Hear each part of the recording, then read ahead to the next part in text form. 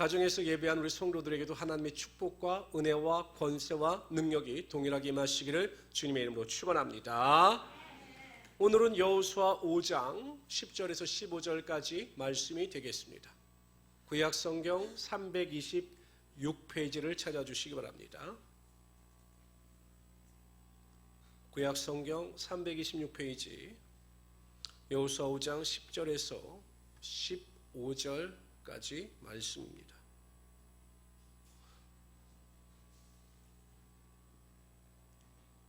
우리는 지난 시간에 하나님께서 요단강을 건너게 하신 후에 할례를 행하셨음을 우리가 살펴보았습니다. 할례라고 하는 것은 내가 하나님께 속해 있다, 하나님의 택한 백성이라고 하는 것을 외적으로 표현하는 행위입니다. 할례를 통해서 나는 하나님께 소속된 자다라는 것을 확실하게 알고 믿게 하시기 위하여 하나님께서 할례를 행하시는 것입니다. 그런데 신약 성경에 넘어와서는 육체의 할례가 아니라 마음의 할례를 해야 한다, 이렇게 말씀하고 있습니다. 우리 10절 읽읍시다. 10절 다 같이 읽읍시다. 시작. 또 이스라엘 자손들이 길갈에 진쳤고 그달 14일 저녁에는 여리고 평지에서 유월절을 지켰으며, 유월절을 지켰습니다. 유월절의 유래는 애굽 땅에서 장자의 재앙과 관련이 있습니다. 하나님께서 이스라엘 백성들을 출애굽시키시기 위하여 바로 왕에게 모세를 보내어 아론과 함께 말씀하셨지만 바로 왕은 마음이 강팍한 자라 하나님의 명령에 불순종합니다. 그래서 9가지 재앙이 내립니다. 피, 개구리, 이, 파리, 가축의 악질, 독한 종양, 또 칠개, 피파, 우박, 그 다음에 8번째가 뭔지 아십니까? 메뚜기. 제가 알지만 모른 척 하는 겁니다. 마지막이 흑암의 재앙입니다. 이게 시험 볼 때는 막 뻑뻑했는데 또 시험을 안 보니까 시험을 봐야 될 것 같아요. 그런데 바로 왕이 돌이키지 않는 것입니다. 그래서 하나님께서 마지막 장자의 재앙을 내리시기로 작정하시고 모세를 바로에게 보내십니다. 그리고 바로에게 이렇게 말씀하셨습니다. 애굽 땅에 있는 모든 처음 난 것은 왕이 앉아 있는 바로의 장자로부터 맷돌 뒤에는 몸종의 장자와 모든 가축의 처음 난 것까지 죽으리니 애굽 온 땅에 전무후무한 큰 부르짖음, 애통이 있을 것이다 라고 말씀하셨습니다. 그리고 나서 이렇게 말씀하십니다. 하나님께서는 이스라엘 백성들은 구별하여 세우셨습니다. 그래서 이렇게 말씀하셔요. 이스라엘에게는 사람에게나 짐승에게나 개 한 마리도, 얼마나 하나님이 세심하십니까? 개 한 마리도 그 혀를 움직이지 아니하리니 여호와께서 애굽 사람과 이스라엘 사이를 구별하는 줄 너희가 알리라 하셨나니. 분리하셨습니다. 그 대신 이스라엘 백성들이 구원 얻기 위해서 하나님께서는 그 조건, 믿음의 행위에 대해서 말씀해 주셨습니다. 그것은 1년 된 수컷 양, 흠없는 양을 잡아서 그 피를 좌우 임방과 문 설주에 바르게 하셨습니다. 그 피를 바르게 하셨습니다. 그리고 그 고기를 구워 먹게 하셨습니다. 무엇과 먹게 하셨는가? 쓴 나물과 무교병과 더불어 그것을 먹게 하셨습니다. 여기엔 기쁜 뜻이 있죠. 우리가 유월절 어린 양을 먹는다고 하는 것은 예수 그리스도를 영접하고 우리 안에 예수 그리스도를 환영하고 모셔드리는 것을 의미하는 것입니다. 쓴 나물이라고 하는 것은 그 애굽에서 당했던 고통을 기억하라고 말씀하시는 거죠. 쓴 나물. 그러니까 우리가 죄로 인하여 고통당하는 것을 항상 기억해야 한다는 것입니다. 무교병, 누룩이 없는 떡입니다. 빵입니다. 누룩은 죄입니다. 죄가 없는 거룩함을 말씀하고 있는 것입니다. 그렇게 이스라엘 백성들이 결단하고 좌우 설주와 문인방에 피를 바르고 쓴 나물과 무교병을 먹고 집안에 머물러 있을 때 하나님께서는 이스라엘 백성들을 구별하여 주셔서 그 땅을 넘어가셨습니다. 그래서 이 6월절이 영어로 말하면 passed over입니다. 그냥 넘어갔다. 너무 표현이 재밌지 않아요? 개 한 마리의 혀도 움직이지 않았다. 개 한 마리의 혀에도 피해가 가지 않았다라는 것입니다. 유월절 어린 양은 예수 그리스도의 예표입니다. 그렇죠? 근데 하나님께서 왜 그 유월절을 꼭 지키라고, 다시 지키라고 말씀하셨는가? 첫째는요, 하나님께서 그들에게 베푸신 하나님의 은혜를 기억하라는 것입니다. 이 사람들은 유월절을 지내본 경험이 없는 사람들입니다. 그래서 다시 한번 구원의 은혜, 애굽에서 구원해 주신 하나님의 은혜를 기억하고 그 은혜에 감사하라. 이것을 알려주시기 위해서 유월절을 행하라고 말씀하시는 것입니다. 두 번째 이유는 무엇입니까? 내가 이스라엘 백성 너희들을 애굽 땅에서 고통 가운데 불러내어 너희를 이 광야 가운데 보하여 준 것 같이 가나안 땅에 들어가서도 너희와 함께하며 너희를 도와줄 것이다 라는 것을 확실히 알려주시기 위하여 유월절을 지키라고 명령하신 것입니다. 우리도 마찬가지 아닙니까? 우리를 만세전에 택정하여 주셨습니다. 우리의 공로나 우리의 노력이나 수고가 아닙니다. 하나님께서 우리를 미리 아시고 우리를 택정하여 주셔서 구원하여 주셨습니다. 우리를 거룩하게 구원하여 주시고 죄의 고통 가운데 우리를 건져주심으로 말미암아 우리가 더 이상 심판의 대상이 아니라 하나님의 영광과 존귀를 입는 자들로 구원하여 주셨던 것입니다. 그런데 구원하여 주시고 끝나는 것이 아닙니다. 이스라엘 백성들에게 가나안 땅에 들어가서 여전히 내가 너희와 함께하며 너에게 능력을 줄 것이다. 전쟁 가운데 승리를 안겨다 줄 것이다 라고 약속하셨던 그 하나님의 약속대로 하나님께서는 우리를 구원하여 주셔서 여전히 우리와 함께하시며 우리에게 능력을 주시는 하나님이 되시는 것입니다. 성경에 보면 예수님께서는 지금 하나님 우편에 계셔서 우리를 위하여 중보하시는 분이다. 중보기도 하시는 분이다 라고 말씀하고 있습니다. 하나님은 여전히 우리를 도우시는 하나님이 되시는 것입니다. 성령 하나님께서는 보혜사로서 우리와 함께 하시며 우리를 도우시고 우리에게 능력을 주심으로 이 악한 세상을 능히 이기며 살아갈 수 있게 하여 주시는 것입니다. 사람들은 가끔 이렇게 이야기합니다. 인생은 자신 혼자서 개척해 나가는 것이다. 인생은 외로운 것이다. 이렇게 이야기합니다. 우리 인생은 절대 그렇지 않습니다. 우리가 구원받은 그 이후에 우리는 한 번도 홀로 있었던 적은 없습니다. 하나님께서 항상 우리와 함께하여 주셨고 성령의 능력을 통해서 지금도 여전히 우리와 동행하시며 우리의 모든 필요를 채워주시는 것입니다. 우리가 연약할 때 우리를 만져주시고 우리가 병들어 고통 가운데 있을 때 함께하셔서 우리의 병을 치료하시며 믿음의 능력대로 역사하시는 그 권세가 우리 가운데 지금도 유효하게 만들어 주시는 것입니다. 그러므로 성도 여러분, 소망을 가지십시오. 어떠한 상황 가운데 있다 할지라도 하나님은 여전히 나를 사랑하시며 여전히 나와 함께 하시며 여전히 나에게 능력을 베푸시는 하나님이 되심을 믿고 입술로 고백하고 시인하며 승리하시는 우리 성도들이 되시기를 주님의 이름으로 축원합니다. 우리 11절 12절은요 우리 다 같이 읽읍시다. 제가 읽으면 여러분들이 짧게 읽으시니까 이제 여러분들만 한번 읽어보세요. 시작.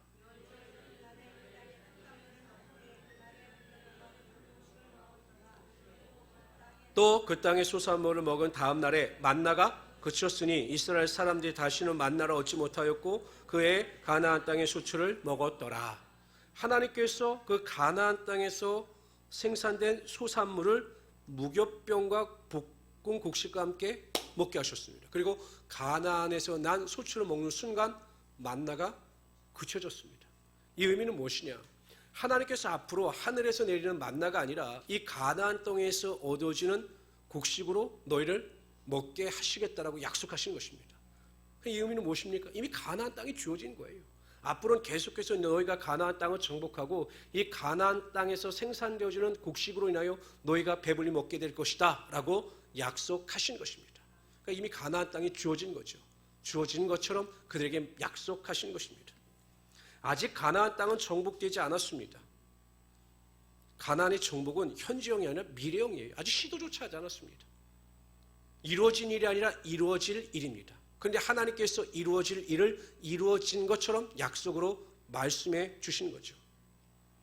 하나님의 언약의 말씀, 하나님의 약속의 말씀은 아직도 완료형이 아니라 미래형인 경우가 많이 있습니다.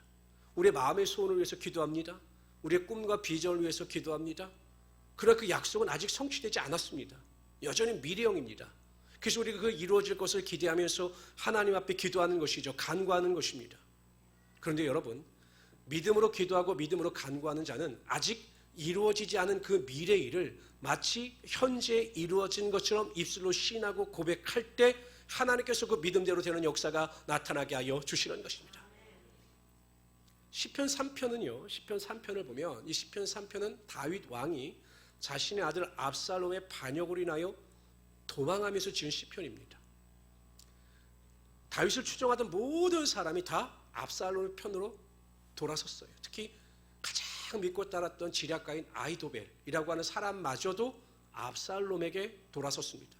얼마나 급하게 도망을 갔는지 그 도망가는 그 길에 많은 혼란이 있었습니다. 그래서 다윗이 무사히 도망을 갑니다. 그런데 그러한 상황 가운데서 다윗은 하나님께 대한 믿음이 있었습니다.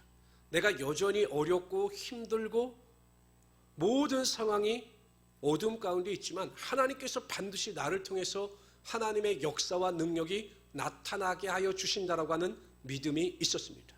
그리고 다윗은 기도의 사람이었습니다. 그 절대절망의 상황 가운데서 원망하고 불평하는 것이 아니라 소망을 가지고 하나님께 기도합니다. 그 기도의 내용이 시편 3편인데 거기에 이렇게 기도합니다. 다 같이 읽어봅시다. 시작. 천만인이 나를 애워싸 진친다 하여도 나는 두려워하지 아니하리이다. 근데 7절이 중요합니다. 시작. 여호와여 일어나소서, 나의 하나님이여 나를 구원하소서. 주께서 나의 모든 원수의 뺨을 치시며 악인의 일을 꺾으셨나이다. 아직 꺾지도 않으셨어요. 지금은 압살롬의 위세가 등등합니다. 그에 비해서 다윗은 그 위세가 초라합니다. 누가 보더라도 압살롬이 완벽하게 승리할 것이다. 모든 사람들이 다 그렇게 정세를 보았습니다. 그러나 다윗은 그렇게 고백하지 않습니다.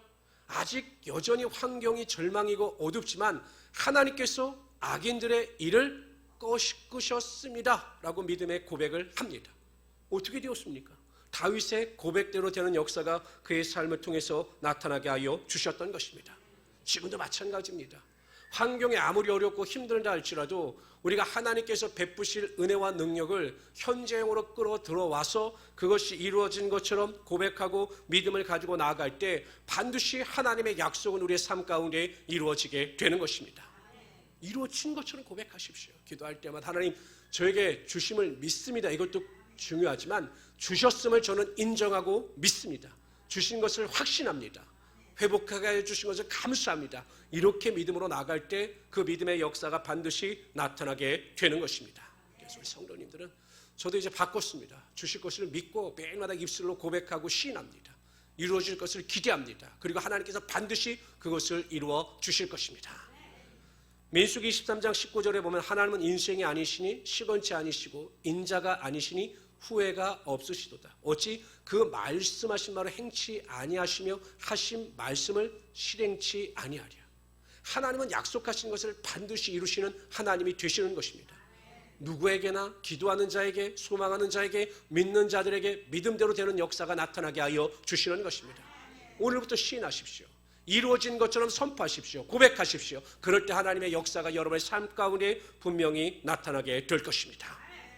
우리 13절부터 15절까지 읽죠. 13절 여러분들이 먼저 읽어주세요. 시작. 여호수아가 여리고에 가까이 이르렀을 때 눈을 들어본즉 한 사람이 칼을 빼어 손에 들고 마주 서 있는지라. 여호수아가 나아가서 그에게 묻되 너는 우리를 위하여느냐 우리의 적들을 위하느냐 하니 그가 이르되 아니라 나는 여호와의 군대 대장으로 지금 왔느니라 하는지라. 여호수아가 얼굴을 땅에 대고 엎드려 절하고 그에게 이르되 내 주여 종에게 무슨 말씀을 하려 하시나이까. 여호와의 군대 대장이 여호수아에게 이르되 내 발에서 신을 벗으라. 내가 선 것은 거룩하니라 하니 여호수아가 그대로 행하니라. 하나님께서 여호와의 군대 장군을 보내셔서 여호수아에게 하나님의 뜻을 알리셨습니다. 여호수아가 먼저 요청한 것이 아닙니다. 하나님 나를 도와주십시오. 먼저 기도한 것도 아닙니다. 그런데 하나님께서 여호와의 군대 장관을 보내셔서 하나님의 뜻을 알려주시고 앞으로 전쟁의 주인이 되실 것임을 알려주고 계신 것입니다. 그러니까 이스라엘 민족의 할례를 행하고 유월절을 행하여 하나님 앞에 바로 섰을 때 하나님께서 그들을 찾아오신 것입니다. 성도 여러분, 우리가 하나님의 말씀대로 살아갈 때 하나님은 반드시 우리를 찾아오시는 하나님이 되시는 것입니다. 그래서 우리가 예배 중심의 삶을 살고 기도 중심의 삶을 살며 어찌하든지 말씀 안에서 순종하며 살아가려고 할 때 하나님 우리를 찾아오십니다. 우리를 위로하시고 우리의 삶 가운데 하나님의 지혜와 능력이 분명히 임하게 하여 주시는 것입니다. 아유 목사님 그걸 어떻게 할 수 있을까요? 저는 그런 경험이 있습니다. 어느 순간 가만히 있는데 하나님이 주시는 평안이 임합니다. 오늘 같은 경우도 이렇게 설교를 준비하다가 이렇게 산을 바라보는데 하늘이 그렇게 예쁘더라고요. 산도 그렇게 예쁘더라고요. 그냥 감사가 그냥 절로 흘러 넘치는 거죠. 인간적인 생각이나 인간적인 방법으로 그렇게 됐겠습니까? 하나님이 주시는 은혜와 평강, 나를 찾아오셔서 나의 마음을 만져주시는 하나님의 은혜와 위로가 있었기 때문에 가능했던 것입니다. 이처럼 하나님 우리를 찾아오셔서 평안도 주시고 기쁨도 주시고 꿈도 주시고 소망도 허락하여 주시는 것입니다. 무슨 눈으로 보이는 표면적 기적이 아니라 내적인 평화와 감동, 은혜, 능력을 통해서 하나님 우리를 찾아 주시는 것입니다. 그런 은혜와 능력을 맛볼 수 있는 우리 성도들이 되시기를 주님의 이름으로 축원합니다. 여호와의 장군, 하나님께서 보내신 그 여호와의 군대 장관을 뵙자마자 여호수아는 바로 그 발 아래 엎드립니다. 그리고 이렇게 이야기합니다. 내 주여 종에게 무슨 말씀을 하시려 하시나이까. 우리는 항상 하나님 앞에 엎드리는 자가 되어야 하는 것입니다. 항상 하나님 앞에 엎드리는 자, 매일 하나님 앞에 엎드려서 하나님 앞에 기도하고 엎드려서 하나님을 예배하고 엎드려서 하나님을 찬양하는 자에게 하나님께서 그 고개를 들게 하시며 그의 삶에 하나님의 은혜와 능력이 반드시 임하게 하여 주시는 것입니다. 회당장 야이로가 자신의 딸이 죽어간다는 그 마음의 강렬한 소원을 가지고 예수님 앞에 나와요. 회당장은 그 당시 최고의 유지입니다. 유지. 가장 잘 나가는 사람 중에 하나예요.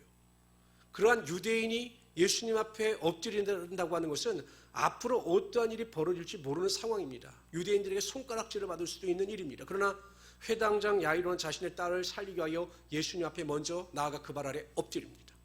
그럴 때 예수님께서 기적의 능력을 행하기 시작하셨죠. 그의 집으로 가셨고 죽었던 그의 딸을 살리시는 하나님의 능력이 나타나게 하여 주셨던 것입니다. 자녀가 애타게 도움을 구할 때 그것을 외면하는 부모는 없어요. 그렇지 않아요? 우리 자녀를 키우면 다 그렇지 않습니까? 그렇죠. 다들 고개를 안 끄덕이시는데 다 그래요. 보면 아니 저도 보면 아이들이 간절히 원하면 다 해주고 싶어요. 더 잘해주고 싶습니다. 이것이 부모의 마음입니다. 하나님의 마음은 더하시는 거예요. 우리가 항상 하나님 앞에 나와 간절한 마음을 가지고 엎드려 하나님 앞에 우리의 모든 마음을 아뢰고 호소할 때 하나님 더 애타는 마음으로 우리의 모든 것을 들으시고 항상 더 좋은 것으로 채워주시는 하나님이 된다라는 것입니다. 오늘 이 시간 우리가 금요 기도에 나와서 여러분의 마음의 소원을 하나님 앞에 아뢰 때 엎드려 간절한 마음으로 기도하는 우리 성도들이 되시기를 바랍니다. 반드시 하나님께서 그 기도 가운데 응답하여 주시고 그 기도가 능력이 되게 하여 주셔서 우리의 삶에 기도하는 즐거움이 반드시 흘러 넘치게 하여 주실 것입니다. 여호와의 사자가 가장 먼저 요구한 것은 내 발에서 신을 벗으라. 이곳은 거룩한 곳이다 라고 말씀하셨습니다. 모세에게 하나님께서 요구하신 것과 똑같은 말씀입니다. 거룩함을 요구하신 것입니다. 여호수아의 지혜, 여호수아의 학벌, 여호수아의 능력을 요구하신 것이 아니라 거룩함을 요구하신 것입니다. 하나님은 우리가 거룩할 때 하나님의 능력을 부어 주시는 것입니다. 그래서 믿는 자들에게서 가장 강력함은 거룩함입니다. 거룩함을 가지고 일 때 하나님의 무한한 능력이 임하게 되는 것이죠. 세상에 아무리 악함 속에 있다 할지라도 노아가 믿음을 지켜 하나님 앞에 의로운 자라 인정받았던 것처럼 우리가 이 시대를 살아갈 때도 항상 거룩함을 유지하며 그 거룩함 가운데 살아갈 수 있도록 노력해야 하는 것입니다. 거룩하게 산다라고 하는 것은 결국 성경 말씀대로 살아가는 것을 의미하는 것입니다. 우리가 하나님의 말씀대로 산다라고 하는 것은 정말 힘들어요, 여러분. 그렇잖아요? 우리에게 죄를 범한 자를 7번씩 70번 용서하라, 무한대로 용서하라. 그거 참 쉬운 일 아닙니다. 우리가 성경 말씀대로 살아간다고 하는 것은 참 불가능한 일처럼 보입니다. 우리는 불완전한 존재이기 때문이죠. 그러나 그렇다고 해서 성도의 신분을 가진 자들이 그것을 포기하고 내려놓아서는 안 되는 것입니다. 지금은 완전하지 않지만 그래도 내가 하나님의 말씀대로 살려고 이 죄악된 세상 가운데 몸부림치고 하나님의 성령의 능력을 의지하여 하나님의 말씀대로 거룩함을 유지하여 나갈 때 하나님께서는 반드시 우리를 택하여 주시고 우리가 거룩함 가운데 승리할 수 있는 하나님의 능력이 반드시 임하게 하여 주시는 것입니다. 예전에 제가 들은 이야기 중에 하나가 이 칼 그 회사에서 대학교 때부터 내비게이터 훈련을 받았던 차장이 있는데 이분은 굉장한 크리스찬이라고 합니다. 보통 이 회식 같은 데 가면 이렇게 이사나 이런 분들이 막 이렇게 술잔을 돌리는데 이분은 딱 술잔을 받으면 이렇게 바로 이렇게 뒤집어 놓는데 저는 이 술을 먹지 않아도 이 자리에서 충분히 대화도 가능하고 충분히 잘 어울릴 수 있으니 저에게 술을 권하지 마십시오. 한두 번 뭐라고 그러다가 이분이 간경하게 그 자세를 취하니까 이제 회사에서 유명해졌죠. 그러나 일에 대해서는 철저했습니다. 부정부패도 없고 거룩함 가운데 철저하게 능력을 발휘하여 일을 행하니 그분이 계속 좋은 위치로 진급해 나갈 수 있었다라고 합니다. 세상의 방식대로 살면 우리는 수치를 당해요. 우리가 인간적인 생각으로 볼 때는 이게 참 이렇게 방법을 쓰면 우리가 잘 될 수 있겠다라고 생각하는 세상적인 방법으로 나가면 잠깐의 유익을 얻을 수는 있지만 반드시 세상으로부터 수치를 당합니다. 그러나 거룩함을 가지고 어찌하든지 하나님의 말씀대로 살려고 하는 자에게는 잠깐 조롱과 멸시는 있을지 몰라도 하나님께서 그를 높여주실 때 하나님의 권세를 통해서 더 큰 영광이 하나님 앞에 나타나게 된다는 것입니다. 코람데오, 하나님의 면전 앞에서 우리는 살아간다는 것을 분명히 기억하시고 어떠한 죄도 멀리하고 거룩함 가운데 하나님의 영광을 위하여 살아가시는 우리 성도들이 되시기를 주님으로 축원합니다. 그러면 하나님께서 여러분들의 인생, 여러분의 삶을 책임져 주시고 인도하여 주셔서 하나님의 은혜가 임하게 하여 주실 것입니다. 오늘 밤에도 믿음으로 기도할 때 거룩함 가운데 나갈 때 부어주시는 하나님의 축복과 은혜를 능력을 누리며 살아갈 수 있는 우리 성도들이 되시기를 주님의 이름으로 축원합니다.